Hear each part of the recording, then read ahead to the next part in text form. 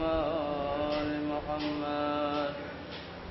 اللهم صل على محمد وآل محمد. اللهم صل على محمد وآل محمد. بسم الله الرحمن الرحيم. روي عن فاطمة الزهراء سلام الله عليها أنها قالت دخل علي أبي رسول الله صلى الله عليه وآله وسلم في بعض الأيام وقال لي يا فاطمة إني لا أجد في بدني ذوقا. فقلت له أعوذك بالله يا أبتي من الذوق.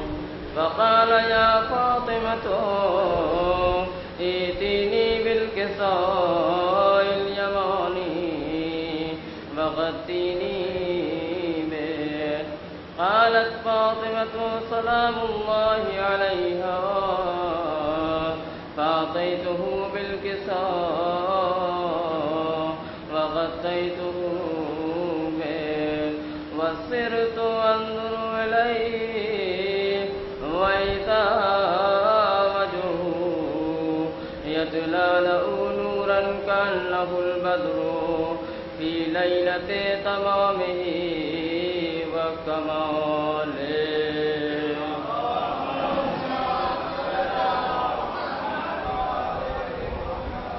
قالت فاطمة سلام الله عليها فما كانت إلا ساعة وإذا بولدي الحسن قد أقبل وقال السلام عليك يا أمه. فقلت عليك السلام يا قرة عيني وثمرة فؤادي.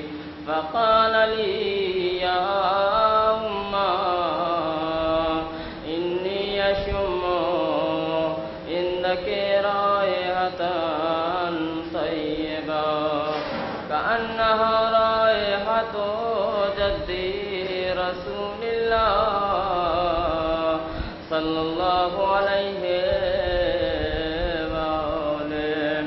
فقلت نعم إن جدك نائم تحت الكساء. فأقبل الحسن نحو الكساء وقال السلام عليك يا جدا السلام عليك يا رسول الله أتأذن لي أن أدخل معك تحت هذا الكساء. فقال له نعم قد أذنت لك. فدخل الحسن عليه السلام معه تحت الكساء.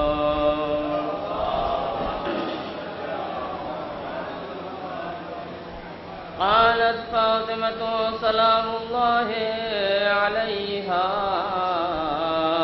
فما كانت إلا ساعة وإذا ببلدي الحسين عليه السلام قد أقبل وقال السلام عليك يا أمه. فقلت عليك السلام يا قرة عيني وثمرة فؤادي. فقال يا أمه إني أشم عندك رائحة طيبة كأنها رائحة جدي رسول الله صلى الله عليه وآله. فقلت نعم إن جدك وأخاك نائمان تحت هذا الكساء. فدنا الحسين عليه السلام نحو الكساء وقال السلام عليك يا جدا، السلام عليك يا من اختاره الله، أتأذن لي أن أكون معكم تحت هذا الكساء؟ فقال له نعم قد أذنت لك يا حسين. فدخل معهما الحسين تحت الكساء.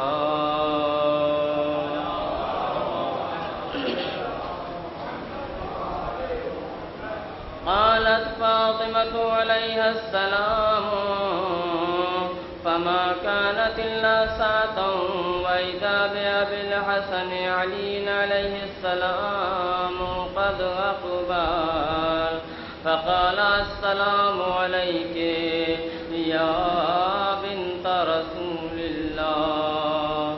فقلت عليك السلام يا أمير المؤمنين. فقال يا فاطمة إني أشم عندك رائحة طيبة كأنها رائحة أخي وابن عم رسول الله. فقلت نعم، ها هو مع ولديك نائم تحت هذا الكساء. فأقبل علي عليه السلام نحو الكساء فقال السلام عليك يا من اختاره الله، أتأذن لي أن أدخل معكم تحت هذا الكساء؟ قال نعم قد أذنت لك. فدخل علي معهم تحت الكساء.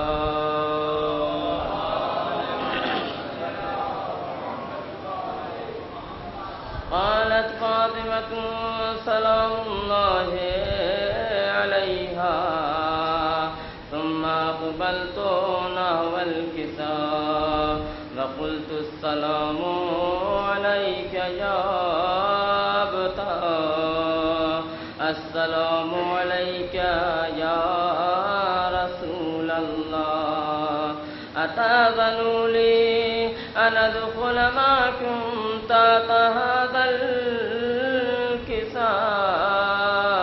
قال نعم قد أذنت لك. فدخلت معهم تحت الكساء.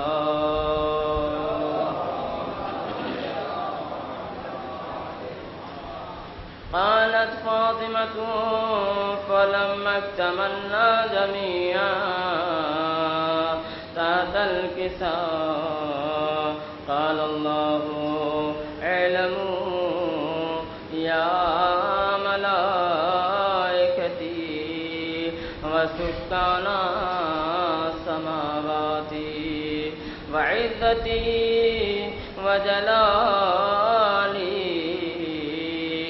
إني ما خلقت سماء مبنيا ولا أرضا مدحيا ولا قمرا منيرا ولا شمسا مضيا ولا فلكا يدور ولا بحرا يجري ولا فلكا يسري إلا في محبته هؤلاء الخمسة الذين هم تحت الكساء.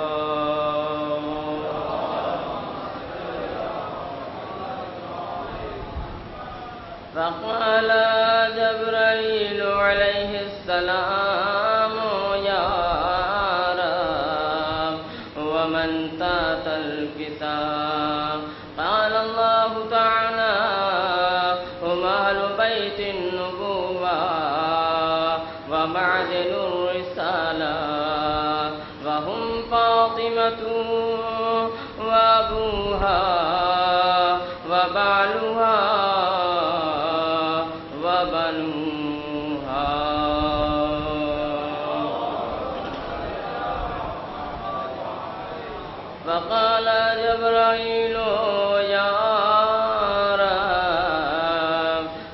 فآذنوا لي أن أهبط إلى الله ليكون معهم سادسا. فقال الله تعالى نعم قد أذنت لك. فهبط الأمين جبرائيل وأقبل نحو الكساء وقال السلام عليك يا رسول الله. السلام عليك يا من اختاره الله. إن الله عز وجل يقرئك السلام ويخصك بالتحية والإكرام ويقول لك وعزتي وجلالي إني ما خلقت سماء مبنيا ولا أرضا مدحيا ولا قمرا منيرا ولا شمسا مضيا ولا فلكا يدور ولا بارا يجري ولا فلكا يسري إلا لأجلكم ومحبتكم. وقد أذن لي أن أدخل معكم تحت هذا الكساء. فهل تأذن لي أنت يا رسول الله أن أدخل معكم؟ فقال قد أذنت لك. فدخل جبرائيل معهم تحت الكساء.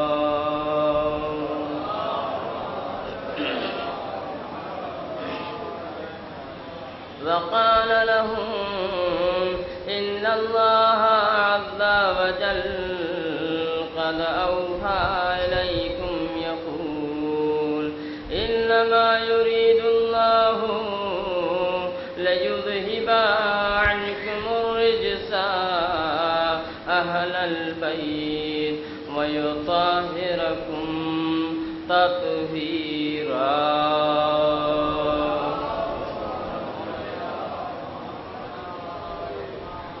فقال علي عليه السلام يا رسول الله أخبرني ما لجلوسنا هذا تحت الكساء من الفضل عند الله تعالى.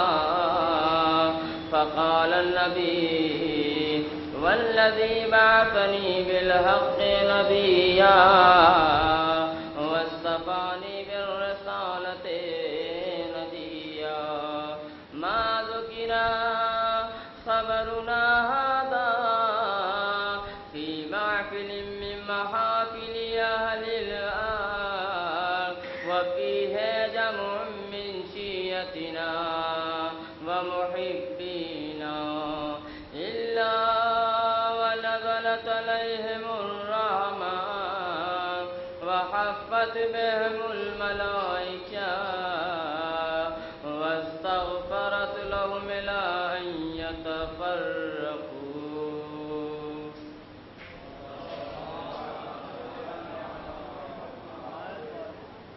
فقال علي عليه السلام إذا والله فزنا وسعدنا وكذلك شيعتنا فازوا وسعدوا ورب الكعبة.